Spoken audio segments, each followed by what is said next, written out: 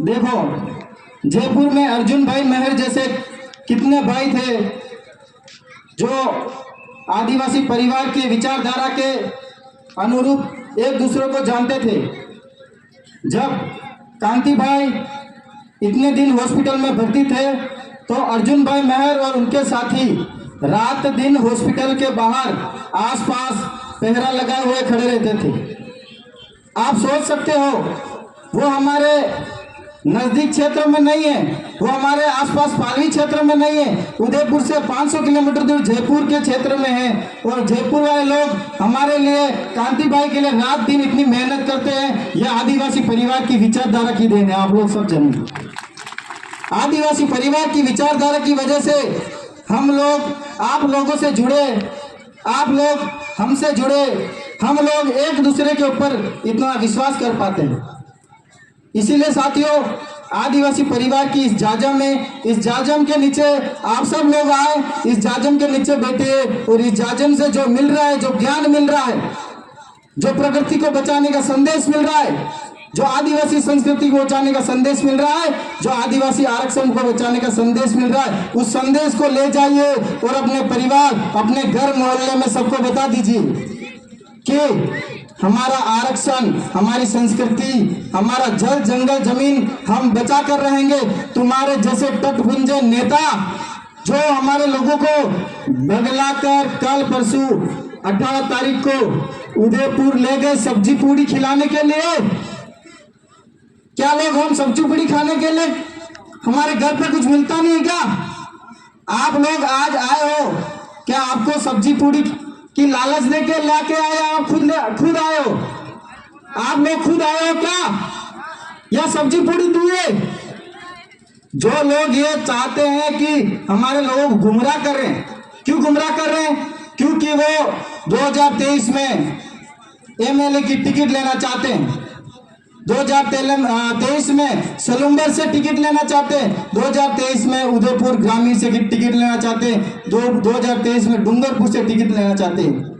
उनको आरएसएस वालों ने कहा है कि तुम लोग डी लिस्टिंग पे काम करो, जब जाके तुमको टिकट मिलेगी।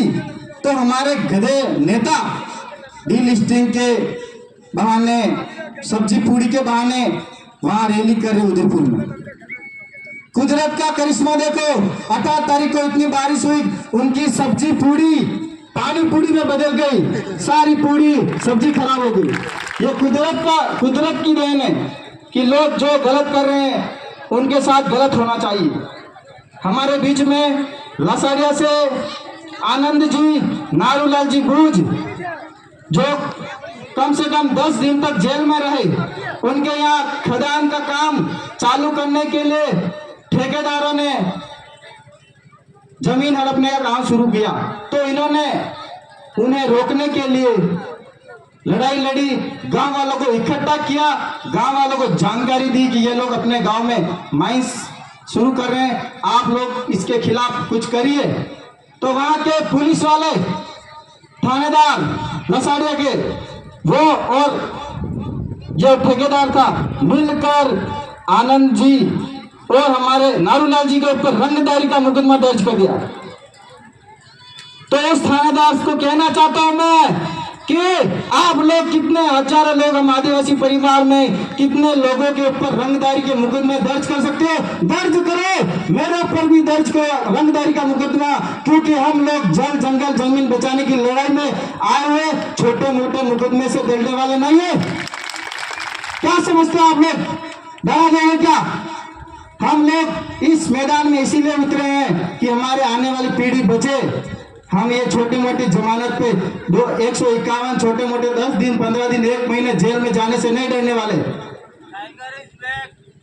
कांति भाई बोलते हैं टाइगर अभी जिंदा है।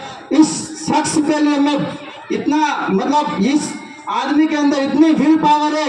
जब ये आदमी खाट पे था तो ये आदमी पूछता था तुम्हारे परिवार वाले कैसे हैं, हमारे आदिवासी परिवार वाले कैसे हैं। आदिवासी परिवार के जितने लोग साथ में थे उन लोगों के बारे में पूछते हैं, जबकि वो आदमी खाट पे पड़ा है। इतना विल पावर है। आदिवासी समाज के बारे में सोचने वाला ऐसा पहला व्यक्ति है, पहला व्यक्ति है जो खुद के परिवार को छोड़ के दूसरों के परिवार के बारे में पूछते हैं। मेरे घर के बारे में, मेरे मम्मी पापा के बारे में पूछने वाला कांति भाई पहले व्यक्ति है। सोचिए आप, कांति भाई के लिए इसलिए हम 10 दिन उनके साथ रहते थे। क्यों रहते थे? क्योंकि ये आदमी उस लायक है, ये आदमी समाज को आगे ले जाने के लिए। आज भी देखो उनको बोलाया नहीं जा रहा है, उनके दिमाग में, उनके नसों पे दबाव पड़ गया। बोलने में कितनी तकलीफ है, लेकिन नहीं, वो नहीं मानते। मेरे आज समाज को जागरूक करके ही छोड़ेंगे। हमारे जगदीश भाई पांडोर, देखो आप, वो हर बार उनके हर भाषण में एक बात में कॉमन सुनता था, पार्टियों के बंधन को तोड़िए, संगठन के बंधन को तोड़िए और दूसरे गुलामों के बंधन को तोड़िए। आइए आदिवासी परिवार की जाजम में और आदिवासी परिवार के साथ में समाज, आरक्षण और जल जंगल जमीन को बचाना। ये बोल जगदीश भाई पांडोर के। वो आदमी जब ये बोलता था तो मेरे ये घूसबम बोलते रोंगटे खड़े हो जाते थे। आप सोचो कितनी ताकत है आदिवासी परिवार में। आज जितने भी लोग हैं, पहले हम किसी को नहीं जानते थे, इनको देखिए जितने भी लोग हैं, हम किसी को एक दूसरे से नहीं जानते थे, लेकिन ये आदिवासी परिवार की विचारधारा है, आदिवासी परिवार की जाजम में हमको एक दूसरे को जोड़ दिया। इस ताकत को आपको पहचानना होगा। आज जितने भी लोग हैं, हम बोल रहे, आप सुनोगे, घर पे चले जाओगे, भूल जाओगे, वापस चुनाव आएंगे, आप उसी डरे में चले जाओगे, वही कमल कांग्रेस को वोट दे दोगे, सब खत्म हो जाएगा। आज मैं आपको डीलिस्टिंग की हम बात कर रहे हैं, उसके बारे में हमको क्या नुकसान है वो आपको बताना जा रहा हूं। हमको शिक्षा और रोजगार में जो आरक्षण है, शिक्षा में हमको केंद्र सरकार की ओर से 6.5% आरक्षण है और राज्य सरकार की संस्थान है उनके 12% आरक्षण है। वो आरक्षण अगर हमारा डीलिस्टिंग होती है, आदिवासी जनसंख्या अनुपात कम हो जाएगी तो वो आरक्षण खत्म हो जाएगा। शिक्षा में रोजगार में जो आरक्षण मिल रहा है वो आरक्षण खत्म हो जाएगा। जो आज प्रोफेसर साहब ने कहा था कि हमारे 3rd ग्रेड टीचर लगने से काम नहीं चलेगा, लेकिन यहाँ जो 3rd ग्रेड टीचर लग गए वो भी अपने आप को कलेक्टर समझने लग गए। समाज को भूल के, अभी 1 महीने की छुट्टी हुई, समाज को भूल के बाहर कहीं घूमने निकल गए हैं। जो टीचर आदिवासी परिवार के साथ जुड़े हुए और जो दिन रात आदिवासी परिवार के साथ में काम कर रहा हूं, उनको मैं सलाम कहना चाहता हूं, क्योंकि वही लोग हैं जो हमारे आदिवासी समाज को, आदिवासी समुदाय को बचा सकते हैं। बहुत सारे अभी 1 महीने की छुट्टी घूमने चले गए। अरे भाई, तुम जनरल की सीट पे तुम लगो, उसके बाद घूमने जाओ। तुम एक समाज के सर्टिफिकेट पे लगे, पहले तुम समाज के बारे में सोचो, समाज की रक्षा करो, फिर अपने बच्चों को लेके जाओ, घूमने जाओ। दूसरी बात, विधानसभा और लोकसभा में हमारे जो आरक्षण है, डीलिस्टिंग होती है तो हमारी जनसंख्या कम होगी, तो विधानसभा और लोकसभा में हमारा आरक्षण कम हो जाएगा। हमारे ये जो नेता है, टिकट के चक्कर में डीलिस्टिंग करवा रहे ना, कल उनको ये कटोरा पकड़ा के ऊपर बिठा देंगे। टिकट कुछ मिलने वाली नहीं है। अगर तुम्हारे अंदर दम है तो उदयपुर से एक जनरल सीट पे जाके फाइट करो, तब हम मानेंगे वाकई में तुम नेता हो। और तीसरी बात, हमारे जो 5वीं और 6ठी अनुसूची है, अगर आरक्षण कम होता है, जनसंख्या डीलिस्टिंग होती है तो हमारे जनसंख्या अनुपात कम होता है। 5वीं अनुसूची, 6ठी अनुसूची का जो विशेषाधिकार है वो भी हमें खत्म हो जाएंगे। और हमारा जो वन अधिकार नियम में जनसंख्या अनुपात कम होता है डीलिस्टिंग की वजह से, तो वन अधिकार कानून का नियम बदलेगा। 5वीं अनुसूची, 6ठी अनुसूची के जो विशेषाधिकार मिले हुए वो कम हो जाएंगे। सरपंच की सीट जो आरक्षित है वो खत्म हो जाएगी, प्रधान आरक्षित है वो खत्म हो जाएगी, जिला परिषद आरक्षित है, सब चीजें खत्म हो जाएगी। सर ने अभी बोला कोमल सिविल कोड में जो होगा वो डीलिस्टिंग में जैसा हो रहा है वैसा कोमल सिविल कोड में ऐसा होगा। आरक्षण खत्म हो जाएगा, सब समान हो जाएंगे। समान नागरिक संहिता सब एक जैसे हो जाएंगे। कोई आदिवासी नहीं, सब एक जैसे, सबको हिंदू बना रहे, सबको धर्म बांट रहे। तो साथियों, सोनारा भील की इस जो धरा है उनके बारे में कहना चाहता हूँ। बहुत सारे लोग हैं अब अपने बाप सोनारा भील को भूल गए। सोनारा भील तुम्हारा बाप है, तुम उसको कैसे भूल रहे हो? कांति दादा ने बोला, कौन सी नगरी है भाई? हरी रानी। अरे भाई हम तो हडी रानी को नहीं जानते, हम तो सोनारा भील को जानते हैं। तो आप अपने बच्चों को जो जो स्कूल जाते हैं, जो पढ़े लिखे बच्चे हैं, उनको बताइए हमारा बाप सोनारा भील है। जहाँ जहाँ स्कूलों में प्रोग्राम होते हैं, कल्चरल प्रोग्राम, वहाँ सोनारा भील की तस्वीर लगनी चाहिए और सोनारा भील को पूजा जाना चाहिए। हमारे सोलुम्बर की स्थापना करने वाला ये व्यक्ति है। जो मैंने कहीं सुना है, जो लोग अपने इतिहास को नहीं जानते वो अपना भविष्य का निर्माण नहीं कर सकते। तो अपने इतिहास को जानो।